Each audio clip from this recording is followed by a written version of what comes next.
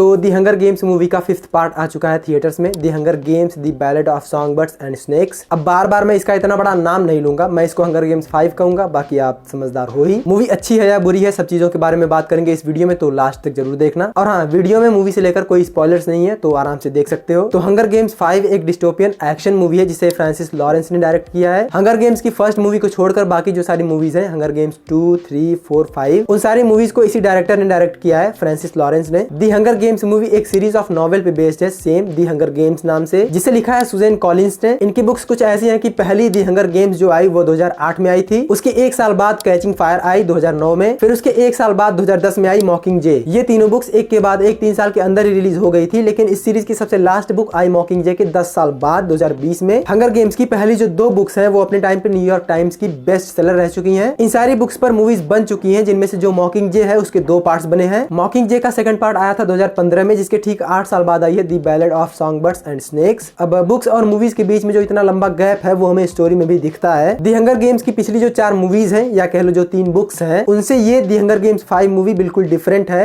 I mean story और characters और timeline wise. बाकी कॉन्सेप्ट तो सेम वही है दी हंगर गेम्स वाला जो हमने पिछली 4 मूवीज में देख रखा है। अब ऐसा इसलिए है क्योंकि हंगर गेम्स 5 की जो स्टोरी है वो इन सारी हंगर गेम्स से कई साल पहले की है। कहने का मतलब है कि the hunger games the ballad of songbirds and snakes कहने को तो एक सीक्वल है मूवीज और बुक्स का, पर एक्चुअल में इसकी स्टोरी एक प्रीक्वल है। जो फर्स्ट हंगर गेम्स मूवी आई थी उसमें 74th एनुअल हंगर गेम्स हुआ था, और ये जो हंगर गेम्स 5 है इसमें 10th एनुअल हंगर गेम्स हो रहा है। मतलब हंगर गेम्स 5 की स्टोरी हंगर गेम्स 1 के 64 इयर्स पहले की है। तो मूवी की स्टोरी जब इतनी पहले की है तो पुराने कैरेक्टर्स कहां से होंगे मूवी में। लेकिन इस हंगर गेम्स 5 में हमें कैटनिस वर्ड सुनने को मिलता है कई बार नहीं 2-3 बार। कैटनिस नहीं याद है तो कैटनिस लॉरेंस, जो हंगर गेम्स की पिछली 4 मूवीज थी उनके मेन कैरेक्टर का नाम था, जो कि अभी इस हंगर गेम्स की स्टोरी में आई भी नहीं है, आई है लेकिन नहीं आई है, समझ रहे हो ना। बाकी ये एक रेफरेंस था मूवी में जो मैंने आपको यहाँ बता दिया, तो जब मूवी देखना तो नोटिस जरूर करना। बात करें हंगर गेम्स 5 की तो इसमें सारे के सारे कैरेक्टर्स ही नए हैं, लेकिन जो मेन न्यू कैरेक्टर्स हैं वो है कोरियो जिसे टॉम ब्लैथ ने प्ले किया है, और लूसी ग्रे जिसे रेचल जगलर ने प्ले किया है।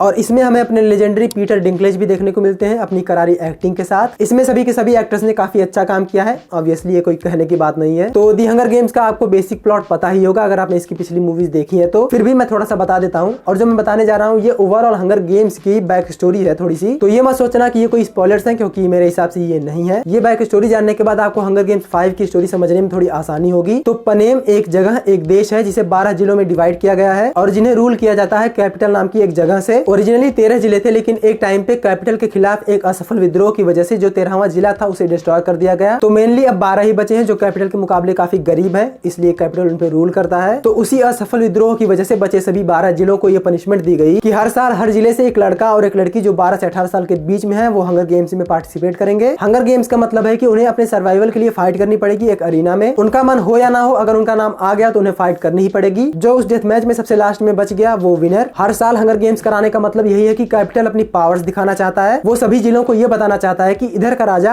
अपुन है। वहीं पे कुछ लोगों के लिए ये सिर्फ एंटरटेनमेंट का एक जरिया है, और सभी जिलों के लिए ये एक सजा और चेतावनी है ताकि फिर से कोई विद्रोह ना करे कैपिटल के खिलाफ। और हंगर गेम्स 5 की जो स्टोरी है वो इस असफल विद्रोह यानी डार्क डेज के 13 साल बाद की स्टोरी है। तो ये सब कैसे शुरू हुआ इसके बारे में हमें थोड़ी बहुत चीजें पता चलती हैं हंगर गेम्स 5 से। पिछली जो हंगर गेम्स मूवीज हैं वो इस टॉपिक को ज्यादा गहराई से कवर नहीं करती हैं, क्योंकि तब ये टॉपिक ही नहीं था, क्योंकि तब ये बुक ही नहीं थी। लेकिन हंगर गेम्स 5 जो है उसकी स्टोरी ना ही सिर्फ इस टॉपिक को कवर करती है, बल्कि उसके साथ साथ और भी कई चीजों को कवर करती है। पिछली जो हंगर गेम्स मूवीज थी उनका ज्यादातर फोकस था कि अरीना में क्या हो रहा है, लेकिन हंगर गेम्स 5 अरीना के बाहर की पॉलिटिक्स भी दिखाती है, अरीना के अंदर की सिचुएशंस भी दिखाती है, गेम खत्म होने से पहले और गेम खत्म होने के बाद भी काफी कुछ चीजें दिखाती है। इसीलिए पर्सनली ये जो हंगर गेम्स 5 है ये मुझे काफी पसंद आई। मेरे हिसाब से ये कई मामलों में बढ़िया भी है पिछली हंगर गेम्स मूवीज से। ये टिपिकल अरीना वाली फाइट नहीं दिखाती है, बल्कि उससे भी कुछ ज्यादा दिखाती है। ये वेल डायरेक्टेड है ऑब्वियसली, क्योंकि वही पिछली हंगर गेम्स मूवीज वाले डायरेक्टर ने इसे डायरेक्ट किया है। बैकग्राउंड स्कोर अच्छा है और लूसी ग्रे के गाने भी काफी प्यारे प्यारे हैं। विजुअली मूवी बढ़िया है, एक्टिंग के मामले में मूवी बढ़िया है, ओवरऑल मूवी डिजर्विंग है, मुझे काफी पसंद आई। अगर आपने ये मूवी देख ली है तो कमेंट करके बताओ कि कैसे लगी। वीडियो की रीच में थोड़ी हेल्प मिलेगी और मुझे थोड़ी मोटिवेशन भी मिलेगी। और अगर ये वीडियो पसंद आए तो लाइक कर देना, चैनल पे नए हो तो सब्सक्राइब कर देना। इनविंसिबल सीजन 2 के ऊपर वीडियो बना रखी है, कई चीजें कवर कर रखी है उसके बारे में। उसके बाकी के एपिसोड्स वगैरह कब आएंगे और भी कई सारी चीजें आपको इस वीडियो से पता चल जाएंगी। बाकी ठीक है, मिलते हैं नेक्स्ट वीडियो में, तब तक के लिए टाटा